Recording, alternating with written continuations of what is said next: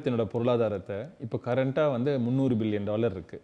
அதை வந்து $1 ட்ரில்லியன் மாற்றுறதா தமிழக முதல்வர் வந்து அறிவிச்சிருக்காங்க. 2030க்குள்ளார அதை பண்ணணும்னு அறிவிச்சிருக்காங்க. ஆனால் அது வந்து ஒரு மிகப்பெரிய ஒரு இலக்கு. ஏன் அப்படி சொல்கிறேன்னா, இப்போ தமிழகத்தோட பொருளாதாரம் வந்து வருஷம் 10.9% தான் வளருது. லாஸ்ட் 5-6 இயர்ஸ் ஆவரேஜ் எடுத்து பார்த்தீங்கன்னா 10.9%. ஸோ இந்த பொருளாதாரத்தை வந்து 1 ட்ரில்லியன் நம்ம அடையணும்னா 15% வருஷம் வளரணும். அப்படின்னா கிட்டத்தட்ட இப்போ வளர்றதை விட 40% அதிகமாக வளரணும். ஸோ இது வந்து அவ்வளோ சாதாரணமான ஒரு ஈஸியான இலக்கு கிடையாது, ரொம்ப கடினமான இலக்கு. அதனால தான் பல கோணங்களில் வந்து தமிழக அரசு வந்து பாலிசிகளை அறிவிச்சிட்டு இருக்காங்க. அதில் வந்து ஒரு முக்கியமான பாலிசி தான் இந்த ஃபின்டெக் பாலிசி. இந்த ஃபின்டெக் பாலிசி ஏன் ரொம்ப முக்கியமாக தேவைப்படுது அப்படின்னு கேட்டிங்கன்னா, தமிழகத்து பொருளாதாரத்தில் இருக்கிற ஜிஎஸ்டிபி, அதாவது சொல்லக்கூடிய இந்த மொத்த உற்பத்தியில் ஃபின்டெக் கம்பெனிஸோட பங்களிப்பு வெறும் 5% தான் இருக்குது. ஸோ அதை மிக அதிகமான அளவில் முன்னேற்றத்துக்கும் இந்த ஃபின்டெக் பாலிசி வந்து பயனுள்ளதாக இருக்கும். $1 ட்ரில்லியன் எக்கானமி அப்படின்றத தமிழ்நாடு முதலமைச்சர் தொடர்ச்சியாக வந்து வருடங்களை பேசுகிறார். ஒவ்வொரு துறை சார்ந்தும் குறிப்பிட்ட கால வரையறைக்கு உட்பட்டு இந்த கொள்கை வந்து இந்த காலகட்டம் வரைக்கும் தான் அப்படின்ற மாதிரி ஒவ்வொரு துறை சார்ந்தும் தனித்தனியாக கொள்கைகள் அதுக்காக உருவாக்கிட்டு இருக்க பார்க்க முடியுது.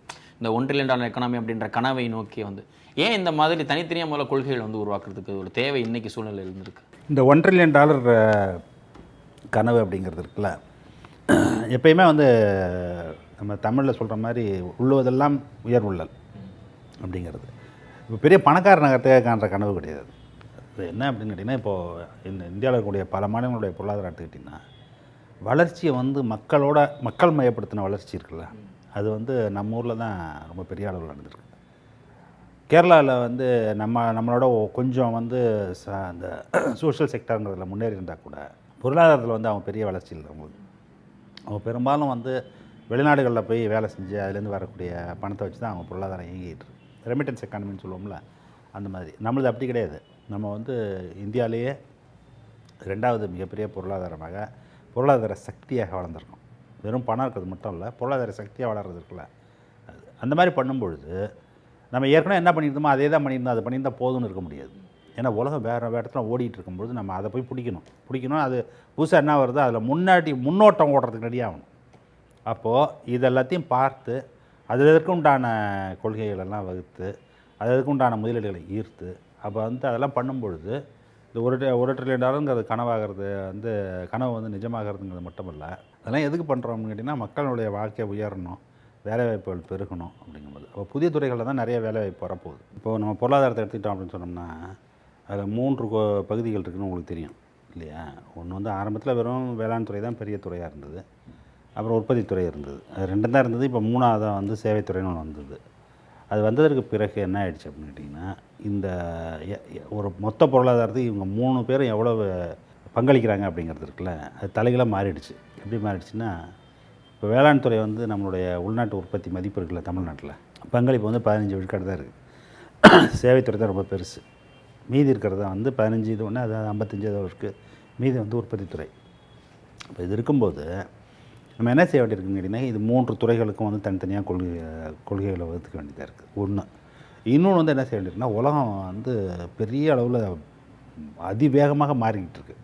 எப்பயும் மாறின வேகத்தை விட இப்போ ரொம்ப வேகம் பிடிச்சு மாறிக்கிட்டு இருக்குது. தொழில்நுட்பத்தினால ஏகப்பட்ட புது விஷயங்கள் நடக்குது. இந்த புது விஷயங்கள்லாம் வரும்பொழுது நம்ம வந்து அந்த புது விஷயங்களை வந்து கைக்கொள்கிறது, அதை வந்து அந்த வாய்ப்பை பயன்படுத்திக்கிறது அப்படிங்கிறதுக்காக நம்ம தொடர்ந்து அதோட எங்கேஜ் ஆகிட்டே இருக்க வேண்டியதாக இருக்குது.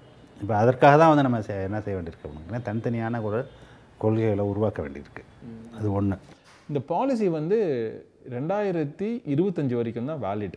இதில் முக்கியமான ஒரு சாராம்சம் என்ன அப்படின்னு கேட்டிங்கன்னா, நந்தம்பாக்கத்தில் வந்து ஒரு ஃபின்டெக் சிட்டி உருவாக்க போகிறாங்க. 1 மில்லியன் ஸ்கொயர் ஃபீட் அளவுக்கு அந்த ஃபின்டெக் சிட்டி இருக்க போகுது. நம்ம தமிழகத்தோட முக்கியமான ஒரு விஷயம் என்ன அப்படின்னு கேட்டிங்கன்னா, நம்ம எப்பயுமே வந்து இன்க்ளூசிவ் growth தான் நம்ம வந்து முன்னிறுத்துவோம். அதாவது அனைவரையும் உள்ளடக்கிய வளர்ச்சி. அதனால் இப்போ சென்னையில் மாத்திரம் இந்த ஃபின்டெக் சிட்டி உருவாக்குனா நல்லா இருக்காது. அதனால் என்ன பண்ணுறாங்கன்னா, Tier 2, Tier 3 சிட்டிஸில் இதனுடைய ஹப்பு, இது வந்து இங்கே வந்து ஹப் இருக்கும். ஸ்போக்ஸ் எல்லாமே வந்து மதுரை, கோயம்புத்தூர், திருச்சி அந்த மாதிரி Tier 2, Tier 3 சிட்டிஸில் இருக்கும். இது வந்து சென்ட்ரல் எல்லாத்தையும் இன்டகிரேட் பண்ணி ஒரு நெட்வொர்க் மாதிரி அமைப்பாங்க. இப்போது இதில் இப்போ நீங்கள் நிறைய சொன்னது மாதிரி இப்போ தமிழ்நாட்டுடைய பொருளாதார வந்து யார் கையில் இருக்குது அப்படிங்கிறது ஒன்று இருக்குது. நீங்கள் தொடர்ச்சியாக அதை பற்றி நிறைய நாள் பேசியிருக்கீங்க. இப்போ ட்ரீம் தமிழ்நாடு மாதிரியான முழக்கங்களோட சேர்த்து இப்போ இங்கே இந்த நடுத்தர வர்க்கம் அவங்களோட செக்மெண்ட் வந்து ரொம்ப பெருசு.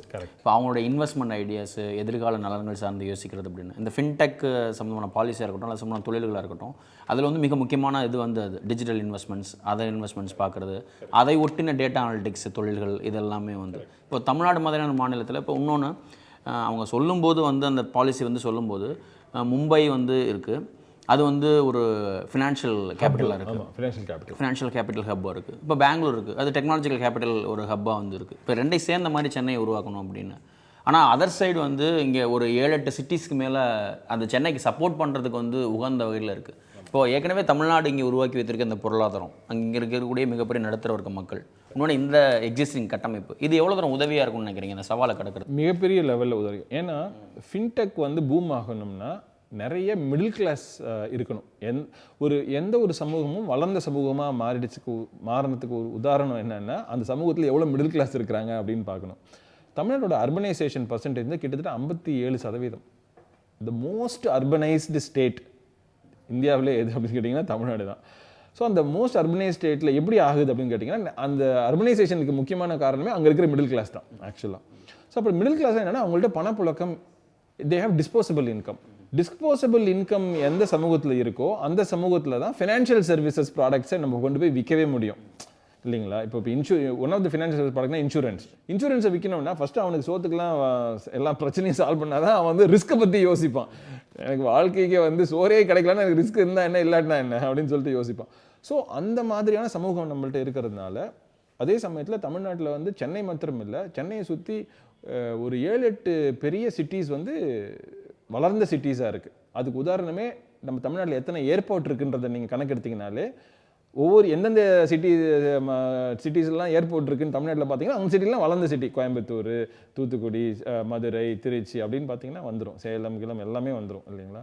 ஸோ அது வந்து இது ரொம்ப ரொம்ப ஒரு ஸ்ட்ராங் ஃபவுண்டேஷன். சார், கொஞ்ச நாளைக்கு மட்டும் தொடர்ச்சியாக ஒரு விஷயத்தை வந்து சொல்லிட்டு இருக்கீங்க. நீங்கள் வந்து தமிழ்நாட்டில் எந்த ஒரு துறையும் தனித்து இயங்குறது கிடையாது. அது சேவைத்துறை, உற்பத்தித்துறை, விவசாயத்துறை கூட வந்து இப்போ இது எல்லாத்தையும் சேர்ந்து இயங்குற மாதிரியான ஒரு சூழல் வந்து வந்துருச்சு அப்படின்னு. அப்போது இப்படி வந்து ஒன்றை சார்ந்து இயங்கக்கூடிய வெவ்வேறு துறைகள் இயங்கக்கூடிய ஒரு மாநிலத்தில் இப்படி தனித்தனியாக கொள்கைகள் உருவாக்கி இலக்கு நோக்கி நகர்த்துறதுங்கிறது எப்படி அந்த $1 trillion கனவை சாதிக்கிறதுக்கு ஒரு சாதகமாக இருக்குன்னு பார்க்குறீங்க? அது வந்து இப்போ அது புதுசாக வளர்ந்துட்டு இருக்கக்கூடிய ஒரு துறை. ஃபினான்ஷியல் ப்ராடக்ட்ஸ் உருவாக்குறதுங்கிறது உலகம் ஃபுல்லாக பெரிய அளவில் நடந்துகிட்டு இருக்கு. இப்போ அமெரிக்காவில் வந்து யார் அதை உருவாக்கி பெரிய அளவில் அந்த கொள்கையை வகுத்து அந்த பொருளாதாரத்தில் அதை அறிமுகப்படுத்தி வளர்த்தெடுத்த ஆட்கள்லாம் இருக்காங்கல்ல, இப்போ அவங்களாம் நம்மளோட பேசிகிட்டு இருக்காங்க. அதில் ஒருத்தர் தான் எடுத்து நம்ம போட்டிருக்கோம் அந்த குழுவிலேயே. எப்படின்னா அங்கே என்ன பண்ணிங்களோ அது மாதிரி இங்கேயும் பண்ணுங்க அப்படின்னு சொல்லி இப்போ அதற்குண்டான அமைப்புகளை உருவாக்கிக்கிட்டு இருக்கோம். அதுக்குண்டான கொள்கைகள் இப்போ வந்து கலைஞர் பண்ணார் தெரியுமா? இந்தியாவிலே எந்த மாநிலமும் இல்லாத மாநிலத்திலும் இல்லாமல் நம்ம வந்து இந்த தகவல் தொழில்நுட்பத்துக்காக ஒரு கொள்கையை அறிவித்தது. அதுக்கப்புறம் டைடல் பார்க்கு கட்டினதுலேருந்து தான் நம்ம அதை வேகம் பிடிச்சோம். முதல்ல விட்டுட்டோம். முதல்ல பெங்களூர் அதை எடுத்துகிட்டு போச்சு. அதுக்கப்புறம் நம்ம பின்னாடி ஓட ஆரம்பித்து அதை பிடிச்சோம். மறுபடியும் ஆனால் பின்தங்கியிருக்கோம். இப்போ விட்ட இடத்த மறுபடியும் பிடிக்கத்தான் நான் சொல்கிறது இதெல்லாம் செய்ய வேண்டியதாக இருக்குது. அதில் ஒரு பெரிய ஃபின்டெக்கில் இன்னொரு அட்வான்டேஜ் என்ன அப்படின்னு கேட்டிங்கன்னா, வேலை வாய்ப்புகள் வந்து இவன் பிஏ எக்கனாமிக்ஸ் படித்தவன், பிகாம் படித்தவனுக்குலாம் அதில் நிறைய வேலை வாய்ப்பு கிடைக்கிறது வாய்ப்பு இருக்குது. இப்போ அது மாதிரி பழைய மாதிரி வந்து வெறும் இன்ஜினியர் தான் இருக்கணும்ல. இப்போ அந்த துறைகள்லாம் எப்படி மாறிக்கிட்டு இருக்கு அப்படின்னு கேட்டிங்கனாக்கா, இதனுடைய ரீச் வந்து எல்லா துறையும் போய் தொடுறதுனால மெடிசன் படித்தவனுக்கும் வேலை இருக்குது, என்ன ஆர்ட்ஸ் படித்தவனுக்கும் வேலை இருக்குது, சயின்ஸ் படித்தவனுக்கும் வேலை இருக்குது. அது மாதிரி எல்லா துறைகளையும் உள்ளடக்குது. அது மாதிரி இப்போ காமர்ஸில் என்னென்ன இருக்குது அப்படிங்கிறது எல்லாத்தையும் சேர்ந்து செய்கிறது தான் இது எல்லாமே. வெவ்வேறு இதுவும் பண்ணும்பொழுது இதெல்லாம் வரும்பொழுது இது மாதிரி பல துறைகள் இருக்கவங்களுக்கும் வேலை வாய்ப்பு வர்றது மட்டுமல்ல, இதெல்லாம் புதுசாக வரும்பொழுது இதெல்லாம் பெரிய அளவில் வளரணும்னு எதிர்பார்க்குது உலகம். அது அந்த முன்னெடுப்புலாம் நமக்கு இருந்தால் தான் என்ன செய்ய முடியும் அப்படின்னு கேட்டிங்கன்னா, உலகம் எதில் வந்து நிறைய வெல்த்தை ஜெனரேட் பண்ணுது, எதில் எம்ப்ளாய்மெண்ட் நிறைய ஜெனரேட் பண்ணுதோ அதில் நம்ம பங்கு நம்ம எடுத்துக்க முடியும். அப்படி இல்லைன்னு சொன்னால் நம்ம என்ன செய்யணும்னா தேங்கி போய்டும். அது மாதிரி தேங்கிடக்கூடாது அப்படிங்கிறனால தான் இந்த லட்சியத்தை கணக்கை வச்சுட்டு இந்த பயணம் நடக்குது.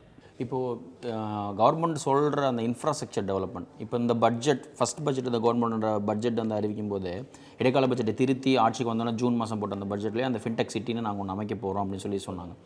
இப்போ இந்த ஓஎம்ஆர் வந்து டைடல் பார்க் கிரியேட் பண்ணதுக்கப்புறம் ஓஎம்ஆர் அப்படின்றது வந்து ஓல்ட் மகாபலிபுரம் ரோடு கிட்டத்தட்ட ஒரு 25 to 30 கிலோமீட்டர்ஸ் வந்து கண்டினியூஸ் டெவலப்மெண்ட் இருக்கிறதையும் பல லட்சம் கோடி ரூபாய் இங்கே வந்து இங்கே வியாபாரம் நடக்கிறதையும் நம்ம வந்து பார்க்க முடியுது. வந்து இப்போது இந்த இடத்த வந்து ஃபின்டெக் சிட்டி டெவலப்மெண்ட் அப்படின்றத போரூரை ஒட்டி வந்து வந்து டெவலப் பண்ணுறோம் அப்படின்ற மாதிரி சொல்கிறாங்க. அது எவ்வளோ தூரம் ஃபோர்காஸ்டபிளாக இருக்கும்னு நினைக்கிறீங்க எதிர்கால வளர்ச்சி அப்படின்றது யோசிக்கும் போது? எப்பயுமே ஒரு ஆங்கர் ஐடியா வேணும். இப்போ உதாரணத்துக்கு இந்த OMR டெவலப் பண்ணதுக்கு ஆங்கர் ஐடியா என்ன அப்படின்னு கேட்டிங்கன்னா டைடல் பார்க். ஸோ இந்த டைடல் பார்க் வந்து 1990 வந்து கலைஞர் வந்து அடிக்கல் நாட்டி உருவாக்குனது தான் இந்த டைடல் பார்க். இன்றைக்கி 25 வருஷம் 30 வருஷம் கழித்து நம்ம பார்க்கும்பொழுது இது வந்து பல லட்சம் கோடிக்கு உண்டான பிஸ்னஸ் உருவாயிருக்குன்னா அதுக்கு உண்டான ஆரம்ப கட்டம் வந்து டைடல் பார்க்கில் ஆரம்பிச்சிச்சு. இப்போ இந்த நந்தம்பாக்கம் ஃபின்டெக் சிட்டியை கிட்டத்தட்ட நம்ம அந்த மாதிரி தான் பார்க்கணும். டைடல் பார்க் எப்படி வந்து சென்னையில் உருவாகி அதை சுற்றி இந்த OMR பெல்ட்டே ஃபுல்லாக உருவாச்சோ அதே மாதிரியான ஒரு வாய்ப்பு இப்போ ஃபின்டெக் சிட்டியை சுற்றி அது நடக்கிறதுக்கு நிறைய வாய்ப்பு இருக்குது. அதனால் நந்தம்பாக்கம் வந்து அதே மாதிரி வரும் அப்படின்றது தான் என்னோட நம்பிக்கையாக இருக்குது. இதுக்கு ஒரு சின்ன கணக்கீடு பண்ணும். எப்படின்னா இந்த ஸ்டார்ட் அப்ஸ்னால என்ன இவென்ச்சுவல் பெனிஃபிட் அப்படின்னு பார்த்தீங்கன்னா தமிழ்நாட்டில் ஒரு நிறையா பிராண்ட்ஸை உருவாக்கலாம். உதாரணத்துக்கு இப்போ தமிழ்நாட்டில் என்ன நிலைமை அப்படின்னு பார்த்தீங்கன்னா தமிழ்நாட்டில் ஒரு 150 பிராண்ட்ஸ் இருக்குது. பிராண்டுனா என்ன? உதாரணத்துக்கு ஆவின் ஒரு பிராண்டு, ராமராஜ் காட்டன், ஆச்சி மசாலா, சக்தி மசாலா, நேச்சுரல்ஸ், கெவின் கேர், இதெல்லாம் தான் பிராண்ட்ஸ். டிவிஎஸ் மோட்டார்ஸ், இதெல்லாம் ஒரு பிராண்ட்ஸ். இந்த மாதிரி 150 பிராண்ட்ஸ் இருக்குது. இந்த 150 பிராண்ட்ஸ் கிட்டத்தட்ட 50 லட்சம் வேலைகளை உருவாக்குறாங்க தமிழ்நாட்டில். மொத்த வேலைகளே 2 கோடி தான் தமிழ்நாட்டில். ஆக்சுவலாக அந்த 2 கோடி வேலைகளை 50 லட்சம் வேலைகளை வந்து கிட்டத்தட்ட இந்த 150 பிராண்ட்ஸ் உருவாக்கிடுறாங்க. நேரடி மறைமுகம் ரெண்டுமே சேர்ந்து சொல்கிறேன் நான்.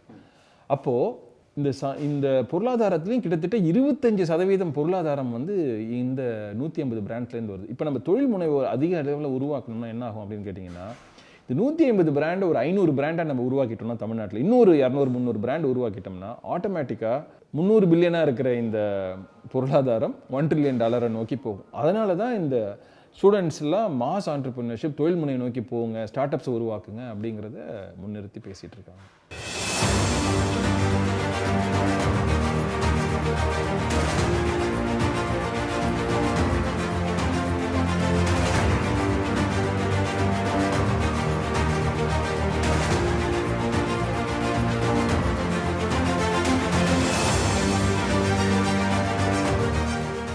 இப்போ இந்த ஸ்கில் செட் நம்மள்ட்ட என்ன இருக்குது, லேபர் கான்ட்ரிபியூஷன் அது வந்து எப்படி இருக்குது அப்படின்னு? சூப்பரான கொஸ்டின். என்னென்னா தமிழ்நாடு வந்து மேக்ஸ், இப்போ ஃபின்டெக் சிட்டிக்கு முக்கியமாக வேணும்னா ஸ்டாட்டிஸ்டிக்ஸும் மேக்ஸு. நம்ம வந்து தமிழ்நாட்டில் வந்து மேக்ஸில் வந்து நம்ம எல்லாம் புளிங்க ஆக்சுவலாக பார்த்தீங்கன்னா ஜென்ரலாக. ஏன்னா எப்பயுமே வந்து கம்ப்யூட்டர் சயின்ஸ் ஸ்டூடெண்ட்ஸ் எல்லாருமே வந்து மேத்தமெட்டிக்ஸ் ஃபவுண்டேஷன் இருக்கிறோம். ஏன் நம்ம பெங்களூரில் கூட பார்த்தீங்கன்னா 30% 40% வந்து தமிழ் ஆளுங்க தான் ஒர்க் பண்ணுறாங்க. அவங்களோட ஃபவுண்டேஷன் என்ன அப்படின்னு பார்த்தீங்கன்னா மேக்ஸ் தான். நம்ம மேக்ஸில் நமக்கு எந்த பிரச்சனையும் கிடையாது. மேக்ஸு இங்கிலீஷ் இது ரெண்டும் வேணும் ஆக்சுவலாக. நம்ம நாள் நிறைய காமர்ஸ் படிப்பாங்க, சார்ட்டர்ட் அக்கௌண்டன்ஸு, மேக்ஸு, ஸ்டாட்டிஸ்டிக்ஸு, இதெல்லாம் படிக்கிறது வந்து தமிழ்நாட்டில் நிறையா இருக்குது ஆக்சுவலாக. ஸோ அது வந்து ரொம்ப ரொம்ப யூஸ்ஃபுல்லாக இருக்கும். இங்கே தான் வந்து நமக்கு வந்து இங்கே மேத்தமெட்டிக்ஸ் இன்ஸ்டியூட் கூட இருக்குது. இந்தியன் இன்ஸ்டியூட் ஆஃப் மேத்தமெட்டிக்ஸ் இங்கே இருக்குது, தரமணியில் இருக்குது, IIT இருக்குது, அப்புறம் PSG டெக் இருக்குது, அப்புறம் வந்து உங்களுக்கு SSN காலேஜ் இருக்குது, VIT இருக்குது. டாப் 100 காலேஜஸில் 31 காலேஜஸோ என்னவோ தமிழ்நாட்டில் இருக்குது. ஆல் ஓவர் இந்தியாவோட டாப் காலேஜ், ஆல் ஓவர் இந்தியாவில் இருக்கிற டாப் 100 காலேஜஸில் 31 காலேஜஸ் என்னவோ இப்போ ரீசெண்ட் ரிப்போர்ட்டில் 37 பண்ணுனாங்க, இப்போ 31 அப்படின்னு சொல்லிட்டாங்க. 31 இருந்துச்சு. ஸோ 31 காலேஜ் தமிழ்நாட்டில், மோர் தென் 30%. ஸ்டார்ட் அப்ஸ் தொழில் முனைவர்களை வந்து ஊக்குவித்தல் அப்படின்னு. இப்போ ஒரு பேரில் 70களில் வந்து நிறையா வந்து தொழில் முனைவர்களுக்கான அந்த பேட்டைகள், தொழிற்பேட்டைகளை வந்து உருவாக்கி சிறு குறு தொழில் செய்கிறவங்களுக்கான ஒரு வாய்ப்பு அப்படின்ட்டு வந்தது. அது ஒரு பெரிய செக்ஷனை வந்து தமிழ்நாட்டில் கிரியேட் பண்ணியிருக்கிறத நம்ம நீ பார்க்குறோம். அது ஒரு பெரிய வளர்ச்சியாக நம்ம முன்னெடுத்துறோம். இந்தியாவில் சிறு குறு தொழில் இந்த தமிழ்நாட்டில் தான் முதன்மையாக இருக்குது அப்படின்ற மாதிரின்னு. ஆனால் இந்த தொழில்நுட்பம் சார்ந்த ஸ்டார்ட் அப்ஸ் அப்படின்றதுல வந்து நம்ம எவ்வளோ தூரம் பண்ணியிருக்கோன்ற ஒரு கேள்வி வந்து இருக்குது. இப்போ இன்றைக்கி அதை வந்து நிறைய அதுக்கான சலுகைகள் கொடுக்கப்பட்டு அதை வளர்த்தெடுக்கிறோன்ற மாதிரியான கொள்கை தான் அந்த ஃபின்டெக் பாலிசியில் பார்க்கப்படுது. அது சாத்தியமாக இன்றைக்கி இன்னொன்று இங்கே ஸ்கில்ஸ் கெட் என்ன ஸ்கில் செட் அவைலபிள் இருக்குது, படித்தவர்கள் பல்வேறு துறைசார் படித்தவர்கள் இப்படிலாம் இருக்காங்க அப்படின்றதையும் சேர்த்து கணக்கிட வேண்டியிருக்கு. நீங்கள் அதை பார்த்துக்கிட்டு இருக்கீங்க தொடர்ச்சியாக வந்து. அதிலேருந்து பார்க்கும்போது ஸ்கில் செட் அவைலபிலிட்டி, இப்போ புதுசாக ஸ்டார்ட் அப்ஸை வந்து தொழில்நுட்பம் சார்ந்து அவங்களை ஊக்குவிக்கிறதுன்னு, அது வந்து எவ்வளோ தூரம் சரியாக இருக்கும் இந்த சூழலுக்குன்னு நினைக்கிறீங்க? அது வந்து ஆக்சுவலாக வந்து எப்படி அப்படின்னு கேட்டிங்கன்னா, இந்த ஸ்டார்ட் அப்ஸ்லாம் இருக்குல்ல, ஸ்டார்ட் அப்ஸ் எல்லாமே இன்றைக்கி என்ன செய்யும் அப்படின்னு கேட்கக்கூடாது. ரைட்டா? அது வந்து எதிர்காலத்தில் எல்லாமே ஆன்டிசிபேஷன் தான். என்ன, நீ வந்து ஒரு தொழில்நுட்பத்தை உருவாக்குறீங்க, அது தொழில்நுட்பம் வந்து ஒரு வியாபார பொருளாக மாற்றுறீங்க. வியாபார பொருளாக மாற்றும்போது அந்த வியாபாரத்தினுடைய அளவை பற்றி என்ன இது பெரிய அளவில் வந்துடும் அப்படிங்கிறத நினைத்து அதில் போடப்படக்கூடிய இன்வெஸ்ட்மெண்ட் தான் நீங்கள் சொல்கிறது எல்லாமே. அதனால் அதில் வர்றது எல்லாம் நிஜமாக நடக்குமா நடக்காதா அப்படிங்கிறதுலாம் நமக்கு தெரியாது. அதெல்லாம் வந்து என்னென்னா ஒரு முயற்சி. அது முயற்சி நடக்கும் பொழுது இப்படி தான் வந்து இப்போ இந்தியாவில் இருக்க இது உலகத்தில் இருக்கக்கூடிய இன்றைக்கி விரல் விட்டு நீங்கள் எண்ணக்கூடிய 10 பெரிய கம்பெனி எடுத்துக்கிட்டிங்கனாக்கா எல்லாம் ஸ்டார்ட் அப்பில் ஆரம்பித்தது தான். அமெரிக்காவில் கலிஃபோர்னியாவில் இருக்கக்கூடிய ஆட்கள் இருக்காங்கள்ல, அதுக்கு முன்னாடி பணம் யார் பண்ணுவா அப்படின்னு கேட்டிங்கனாக்கா பெரும் பணக்காரர்கள். அதுக்கப்புறம் வந்து யார் வந்து ஸ்டாக் மார்க்கெட்டில் முதலீடு பண்ணார்களோ, வால் ஸ்ட்ரீட்டில் யார் உட்காந்துருக்காங்களோ அவர்கள் தான் வந்து இதிலெல்லாம் போய் இறங்குவாங்க. ரைட்டா? அவங்க வந்து பேலன்ஸ் ஷீட்டை பார்த்துட்டு இதை பார்த்துட்டு அதை பார்த்துட்டு யோகி இதற்கா நீ லாபம் சம்பாதிச்சிருக்கியா, இத்தனை வருஷம் பத்திருக்கியா, பாஸ்டர் கார்டை வச்சு தான் பண்ணுவான். கலிஃபோர்னியாக்காரனுக்கு மட்டும் என்ன பண்ணானுன்னு கேட்டிங்கன்னா அவனுக்கு எல்லாத்துலேயுமே இதுலேருந்து மாறி தான் வேலை செய்வானுங்க. அவனுக்கு வந்து இந்த ஸ்ட்ரக்சர் எதுக்குள்ளேயும் போகல. உன்ட்ட ஒன்றுமே வேணாம்டா, நீ இங்கே வா, உன் ஐடியா என்னன்னு சொல்லு, நீ சொல்கிற ஐடியா ஒர்க் ஆகணும்னு எனக்கு நம்பிக்கை இருக்கா அப்படின்னு சொன்னாக்க இவன் ஒருத்தன் போய் நான் ஐஃபோன் ஒன்று பண்ணுறேன்னு சொல்கிறான்னு வச்சுக்க. ஓ சூப்பராக இருக்கே, அப்போ கேமரா அதிலே கொண்டு வந்துடுவியா, அப்புறம் அதிலே டைப்ரைட்டர் வந்துடுமா, அதுவே எல்லா வேலையும் செய்யுமா, அது ரொம்ப பிரமாதமாக இருக்கே, சரி அப்போ இந்த அப்படி கையில் பணத்தை வச்சுக்க. அவனுக்கு கொடுக்கும்போது அது ஜெயிக்குமா தோக்குமான்னு அவனுக்கு தெரியாது. ஆனால் ஐடியா எப்படி இருக்குன்னா ப்ரில்லியண்ட்டாக இருக்குது. இப்போ அது மாதிரி கொடுக்குறான். இப்போ அந்த மாதிரி இப்போ இருக்கக்கூடிய நீங்கள் வந்து ஃபேஸ்புக்குன்னு ஒருத்தர் ஆரம்பிக்கிறேன்னு சொல்கிறான்னு வச்சுக்கோங்க. ஃபேஸ்புக்கா எல்லோரும் எல்லாத்த பற்றியும் எழுதுவானே, யாரோனா பார்த்து பார்க்கலாமா அப்படின்னு சொன்னாக்கா, ஓ அப்படியா இது ரொம்ப பிரமாதமாக இருக்கே அப்படின்னு. அதுமாதிரி யூடியூப்னு ஒருத்தர் சொல்கிறான். நினச்சி பார்த்துருக்கோமா நெட்ஃப்ளிக்ஸ்னு ஒரு இது விஷயம் வந்து இவ்வளோ பெரிய விஷயமா வளரும்னு யாருக்காவது நினச்சிருப்போமா? இப்போ இந்த மாதிரி விஷயங்கள் எல்லாம் நடத்துறதெல்லாம் இந்த ஸ்டார்ட் அப்ஸ் தான். ஆனால் எல்லா ஸ்டார்ட் அப்பும் ஜெயிக்கும்லாம் சொல்ல முடியாது. சர்வைவல் ரேட்டு தான் 2% இருக்கலாம், 3% இருக்கலாம். அது மாதிரி இப்போ நம்ம இன்றைக்கி பார்க்குறோம், அவன் பெரிய இத்தனை கோடி வேல்யூவேஷன் அத்தனை கோடி வேல்யூவேஷன்லாம் எப்படின்னாக்கா ஜெயிச்சிருவான், அன்னைக்கு ஜெயிச்சிருவான் அப்படிங்கிற ஆன்டிசிபேஷன் தான். இப்போ நீங்கள் பார்க்கக்கூடிய பெரிய பிராண்ட்லாம் இன்ன வரைக்கும் லாபம் சம்பாதிக்கல. ஸ்விக்கியாக இருக்கட்டும், அவனாக இருக்கட்டும், இவனாக இருக்கட்டும், நம்ம பார்க்குற எல்லாமே ஸ்டார்ட் அப்ஸ் தான். ஆனால் எல்லாம் என்னன்னு கேட்டிங்கன்னா வேல்யூ பண்ணுறான், இது இவ்வளோ பெரிய மார்க்கெட்டாக வளர்ந்துடும். அது மாதிரி இப்போ அதுக்குண்டான முயற்சிகள் வந்து எப்படி அப்படின்னு கேட்டிங்கன்னாக்கா புதுசாக இன்னோவேட் பண்ணுறது அப்படிங்கிறத வந்து தொடர்ந்து செய்துக்கிட்டே இருக்கணும். அப்போ தான் வந்து அதுலேருந்து ஜெயிச்சு வர முடியும். அந்த மாதிரி ஆட்டில் உருவாக்குறதுக்கு என்ன செய்யணும்னா இன்னோவேஷன் ஹப்ஸ்னு உருவாக்குறது. அது மாதிரி இன்னோவேஷன் ஹப்ஸை வந்து இப்போ அரசு சில இடங்களில் பண்ணுது, சில இடங்களில் வந்து தனியாருடைய அவங்க செய்கிறாங்க. செய்யும்போது அவர்களுக்கு ஆதரவு தொடர்றது. இன்னும் சில இடங்களில் என்ன பண்ணுறோம் அப்படின்னு கேட்டிங்கன்னாக்கா இப்போ ஐஐடி இருக்குது மெட்ராஸில் அப்படின்னு சொன்னால் அவங்க ஒரு ஹப் வச்சுருக்காங்க, இன்னோவேஷன் ஹப். அவங்களுக்கு இடம் நம்ம தான் கொடுத்துருக்கோம், அரசுலேருந்து தான் கொடுத்துருக்கோம். அந்த போர்டில் நம்ம அரசு அதிகாரிகள் இருக்காங்க. இப்போ அவங்க இன்னும் பல இடங்களுக்கு போகிறேங்கிறாங்க தமிழ்நாட்டுக்குள்ளேயே. போகும்போது அவர்களுக்கு வந்து சரி நீங்கள் என்ன செய்யணும்னு நினைக்கிறீங்களோ நாங்கள் செஞ்சு தரோம் அப்படின்னு நம்ம கொள்கை அளவில் அவங்களுக்கு உறுதி கொடுத்துருக்கோம். அவங்க இன்னும் ப்ரப்போசலோடு வந்தாங்கன்னாக்கா நம்ம அடுத்தது செய்வோம். நிறைய பெனிஃபிட்ஸ் இன்ட்ரடியூஸ் பண்ணியிருக்காங்க. ஒன்று ஒன்றா சொல்கிறேன் நான் உங்களுக்கு. ஃபஸ்ட்டு வந்து 3 இயர்ஸ்க்கு இந்த ஃபின்டெக் கம்பெனிஸ்க்கு வந்து லேபர் ஆஃபீஸர் விசிட்லேருந்து எக்ஸம்ஷன் கொடுத்துட்டாங்க. செல்ஃப் டிக்ளரேஷன் பண்ணாலே போதும். இந்த 3 இயர்ஸில் நீங்கள் எந்த விதமான ரெட் ஃப்ளாக்ஸும் இல்லைன்னா இன்னொரு 3 வருஷத்துக்கு அதை எக்ஸ்டெண்ட் பண்ணுறாங்க. ஸோ 6 வருஷத்துக்கு வந்து உங்களுக்கு லேபர் ஆஃபீஸர் அந்த தொல்லைகள்லாம் எதுவுமே கிடையாது. ஆக்சுவலாக கவர்மெண்ட்டே எக்ஸம்ஷன் கொடுத்துட்றாங்க. ரெண்டாவது, நீங்கள் இந்த ஃபின்டெக் சிட்டியை ஃபின்டெக் கம்பெனி அடிப்படையாக வச்சு ஒரு பெரிய இந்த மாதிரி ஒரு பில்டிங் ஹை ரைஸ் பில்டிங் கட்டுறீங்கன்னா எஃப்எஸ்ஐன்னு சொல்லுவாங்க, அந்த ஃப்ளோர் ஸ்பேஸ் இண்டெக்ஸ், அதனுடைய லிமிட்டை வந்து 3.75க்கு இன்க்ரீஸ் பண்ணிட்டாங்க. அப்போ என்ன ஆகுன்னா குறைந்த விலையில் வந்து உங்களால் ரெண்ட்டுக்கு வந்து நிறைய பில்டிங்ஸ் கிடைக்கும். ஏன்னா எஃப்எஸ்ஐ இண்டெக்ஸ் வந்து அதிகப்படுத்திட்டாங்க இதுக்கு மாத்திரம். அதே மாதிரி வந்து ஃபினான்ஷியல் சப்போர்ட், ஸ்டார்ட் அப் கிராண்ட்னு இருக்குது. ஒரு புதுசாக நீங்கள் ஒரு கம்பெனி ஸ்டார்ட் பண்ணுறீங்கன்னா 10 லட்ச ரூபா வந்து உங்களுக்கு ஃப்ரீயாக பணம் கொடுக்குறாங்க. அது நீங்கள் அந்த கிராண்ட்ஸ் அப்படின்னு 10% வரைக்கும் இல்லை 10 லட்சம் கொடுக்குறாங்க. அதுக்கு வந்து அந்த ஸ்டார்ட் அப் சீட் கிராண்ட்னு ஒரு தனி ஃபண்ட் இருக்குது. அந்த ஃபண்டில் 5 கோடி ரூபா அளவுக்கு ஃபின்டெக் கம்பெனிஸ்க்கு தனி ஒதுக்கீடு பண்ணியிருக்காங்க. அது வந்து இது வந்து இலவசம். இந்த கிராண்ட்டுங்கிறது ஒன் டைம் பேமெண்ட் மாதிரி இலவசம். ஸோ இப்போ நம்ம கிராண்ட்டை பற்றி பேசணும். அதுக்கப்புறம் எமர்ஜிங் செக்டர் ஃபண்டுன்னு ஒன்று இருக்குது. அந்த ஃபண்டில் 20 கோடி அளவுக்கு உள் ஒதுக்கீடு இந்த ஃபின்டெக் கம்பெனிஸ்க்கு பண்ணியிருக்காங்க. அதுக்கப்புறம் என்ன பண்ணியிருக்காங்கன்னா வெளிநாட்டில் வாழ்கிற தமிழர்கள் இருக்காங்கல்ல, அவங்க வந்து அங்கே கம்பெனி ஆரம்பிச்சுட்டு அதனுடைய கிளைகளை வந்து சென்னையிலையோ இல்லை தமிழ்நாட்டில் எந்த மாவட்டத்தில் வேணாலும் ஓப்பன் பண்ணாங்கன்னா அவங்களுக்கு 1 கோடி ரூபா அளவுக்கு அவங்களோட ஆப்ரேட்டிங் எக்ஸ்பென்சஸை தமிழ்நாடு கவர்மெண்ட்டே கொடுக்குது. அது இல்லைன்னா 10% ஆஃப் தேர் கேபிட்டல் இன்வெஸ்ட்மெண்ட், அப்படி ஒரு பாலிசி இருக்குது.